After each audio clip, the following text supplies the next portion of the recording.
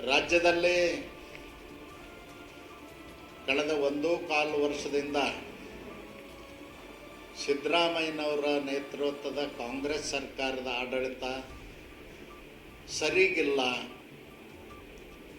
ಆಡಳಿತವನ್ನು ಸರಿಯಾಗಿ ಮಾಡ್ತಾ ಇಲ್ಲ ಅನ್ನೋದಕ್ಕೆ ಮೊನ್ನೆ ರಾತ್ರಿ ತುಂಗಭದ್ರಾ ಜಲಾಶಯದ ಗೇಟ್ 19 ಏನು ಮುರಿದಿದೆ ಅದೇ ಸಾಕ್ಷಿ. ಈ ಸರ್ಕಾರ ಅಧಿಕಾರಕ್ಕೆ ಬಂದ ಮೇಲೆ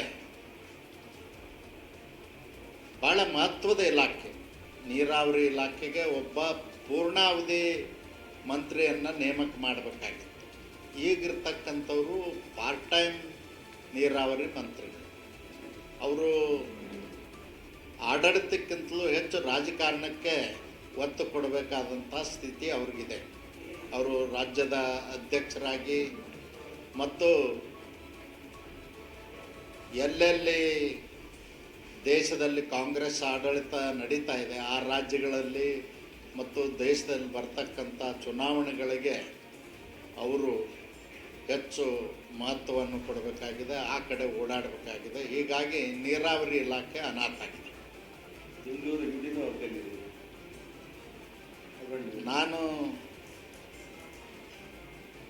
ಸಿದ್ದರಾಮಯ್ಯನವ್ರಿಗೆ ಹೇಳಲಿಕ್ಕೆ ಬಯಸ್ತೇನೆ, ಸನ್ಮಾನ್ಯ ಮುಖ್ಯಮಂತ್ರಿಗಳಿಗೆ, ಈಗಲಾದರೂ ಎಚ್ಚೆತ್ತುಕೊಂಡು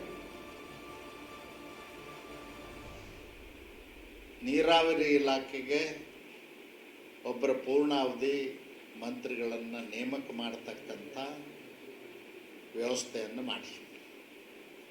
3 ರಾಜ್ಯಗಳ ಸುಮಾರು 15 ಲಕ್ಷ ಎಕರೆ ನೀರಾವರಿ ಆಗ್ತಕ್ಕಂಥ ನೀರು ವ್ಯರ್ಥವಾಗಿ ಹರಿದೋಗಿ ಆಂಧ್ರ ಮತ್ತು ತೆಲಂಗಾಣದ ಪಾಲಾಗ್ತಾ ಇದೆ. ನಮ್ಮ ರೈತರು ಕಣ್ಣೀರು ಹಾಕುವಂಥ ಸ್ಥಿತಿ ಬಂದಿದೆ.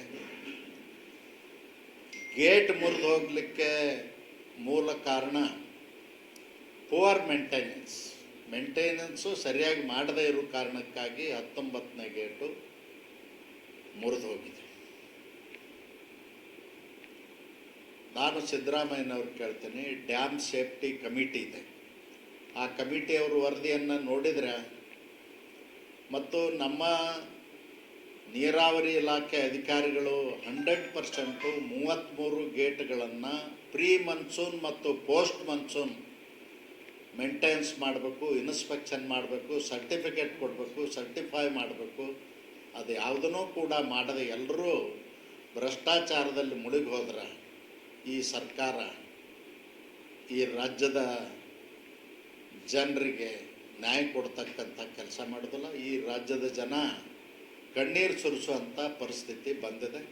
ಆ ಕಣ್ಣೀರಿನ ಶಾಪ ಇವತ್ತು ಸಿದ್ದರಾಮಯ್ಯನವ್ರ ಸರ್ಕಾರಕ್ಕೆ ತಟ್ಟುತ್ತದೆ ಅಂತಕ್ಕಂಥ ಮಾತನ್ನು ಭಾಳ ಸ್ಪಷ್ಟವಾಗಿ ಹೇಳಲಿಕ್ಕೆ ಬಯಸ್ತೇನೆ. ಈ ಕಣ್ಣೀರಿನಲ್ಲೇ ಸಿದ್ದರಾಮಯ್ಯನವ್ರ ಸರ್ಕಾರ ಕೊಚ್ಕೊಂಡು ಹೋಗುವಂಥ ಕಾಲ ಬಂದಿದೆ.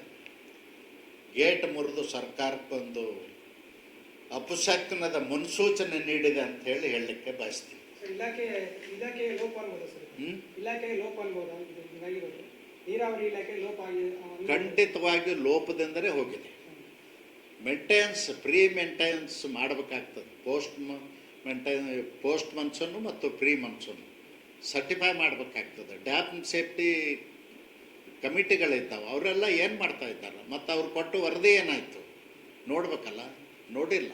ಆ ಕಾರಣಕ್ಕಾಗಿಯೇ ಇವತ್ತು ರಾಜ್ಯದ ಜನತೆಗೆ ಅನ್ಯಾಯ ಆಗ್ತಾ ಇದೆ. ಸರ್, ಈ ಮೂಡ ಪಾದಯಾತ್ರೆ ಬಳಿಕ ವಾಲ್ಮೀಕಿ ಏನಾನ ಕುರಿತು ಪಾದಯಾತ್ರೆ ಮಾಡಬೇಕಂತೇಳಿ ಬೆಳಗಾವಿ ಭಾಗದ ನಾಯಕರು ಅಂದರೆ ಭಿನ್ನಮತದಲ್ಲಿ ಸಭೆ ಮಾಡಿದ್ರು. ಆ ಥರದ್ದು ನನಗೇನು ಗಮನಕ್ಕೆ ಬಂದಿಲ್ಲ. ಭಿನ್ನಾಭಿಪ್ರಾಯ ಬಂದರೆ ಹೇಳ್ತೀನಿ.